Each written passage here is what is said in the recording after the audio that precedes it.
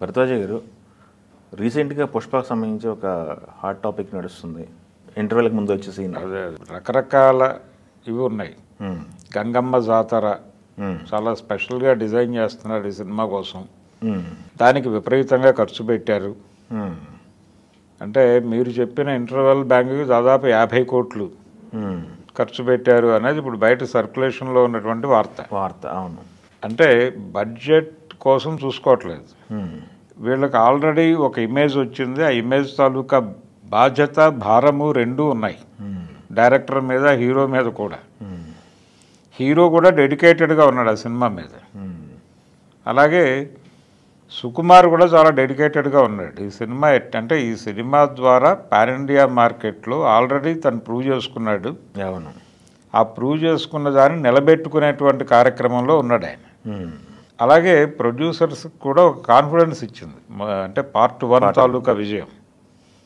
ఇబ్బంది ఉన్నప్పటికీ, అనేక విమర్శలు వచ్చినప్పటికీ ఆ లెవెల్ సక్సెస్ కొట్టగలిగాం మనం. కొంచెం జాగ్రత్తగా ఉంటే, కొంచెం జాగ్రత్త తీసుకుని సినిమా చేస్తే డెఫినెట్గా మంచి రిజల్ట్ వస్తుంది అనేటువంటి భరోసా ఇచ్చింది అది. ఆ భరోసా ఇవ్వటం వలన వీళ్ళు డబ్బులు పెట్టడానికి ఇబ్బంది పట్టల. రెండోది మార్కెట్ సపోర్ట్ దొరికింది. ఎప్పుడైతే ఫస్ట్ పార్ట్ హిట్ అయిందో మార్కెట్ సపోర్ట్ కూడా ఉంది కాబట్టి ఇప్పుడు వీళ్ళు రకరకాల ప్రయోగాలు చేస్తున్నారు. ఈ ప్రయోగాలు చేయడానికి కావలసిన లైన్ డిజైనింగ్కి చాలా టైం తీసుకున్నారు. రకరకాల ప్రయోగాలు చేశారు. ఇప్పుడు దీనిలో అర్ధనారీశ్వరుడిగా కనిపించబోతున్నాడు ఆ జాతరలో అనేది ఒక గెటప్ బయటకు వదిలారు.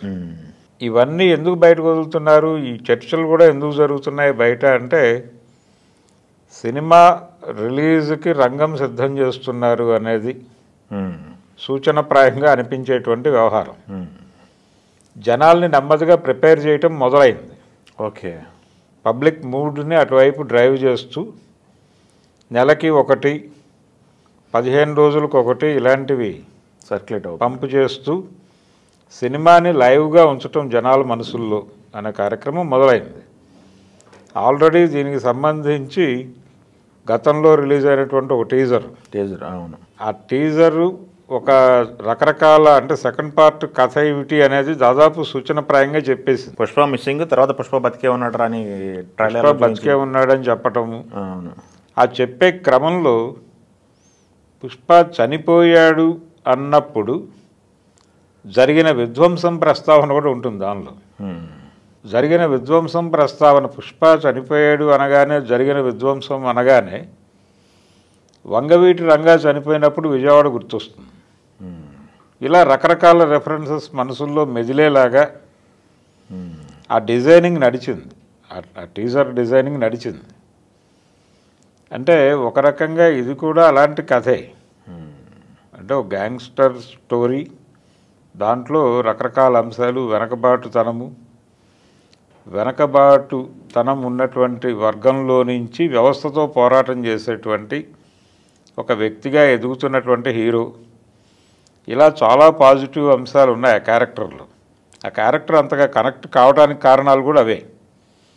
వాటిని మరింతగా ఇంకొంచెం జాగ్రత్తగా డిజైన్ చేసుకుంటూ వెళ్తున్నారు సెకండ్ పార్ట్లో. ఆ కాన్ఫ్లిక్ట్ని సమాజంతోనూ వ్యవస్థతోనూ ఆ క్యారెక్టర్కి ఉండేటువంటి వైరుధ్యాన్ని మరికొంత బలంగాను, కొంచెం ఇన్నోవేటివ్గాను చూపించే ప్రయత్నం ఏదో చేస్తున్నాడు. దానికి సంబంధించిన కసరత్తు చేస్తున్నాడు ఆయన. దాంతోపాటు కల్చరల్గా కూడా సినిమా నిలబడాలి అనుకుంటున్నాడు ఆయన. అంటే కల్చరల్ సపోర్ట్ కూడా ఉండాలి. తను తీసుకున్నటువంటిది ఒక ట్రైబల్ ఏరియా క్యారెక్టర్, అటవీ నేపథ్యంలో నడుస్తున్న కథ. దానికి కొంత కల్చరల్ సపోర్ట్ ఇవ్వటం అనేది తను అవసరంగా భావిస్తున్నాడు సుకుమార్. దీనికి కాంతారా రెఫరెన్స్లు ఉన్నాయా, లేకపోతే మరొక రెఫరెన్స్లు ఉన్నాయా, ఈ చర్చ పక్కన పెట్టేస్తే ఆ కల్చరల్ బ్యాక్గ్రౌండ్ కోసమే ఆ గంగమ్మ జాతరలు ఇవన్నీ ఎజెండాలోకి తీసుకొచ్చాడు. ఇవి చేయటానికి సమర్థుడు అతను, హీరో కూడా. అంటే తను అద్భుతమైన డాన్సరు, అన్నీ కాబట్టి తన నుంచి దీనికి సంబంధించినవన్నీ రాబట్టడానికి పెద్దగా కసరత్తు చేయాల్సిన అవసరం లేదు.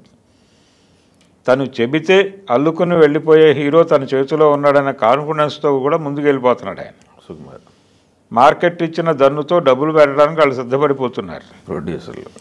వీటన్నిటినీ కలిపి ఒక ఏం చేయబోతున్నాడు అనేది తెర మీద చూడాల్సిందే. ఆ వంటకం అయితే చాలా క్యూరియాసిటీతో ఉంది, రెడీ అవుతోంది. దీనిలో చాలా క్యారెక్టర్స్, కొత్త క్యారెక్టర్లు కనిపించబోతున్నాయి అనే విషయాన్ని కూడా ఆల్రెడీ చెప్తున్నాడు ఆయన. అవును.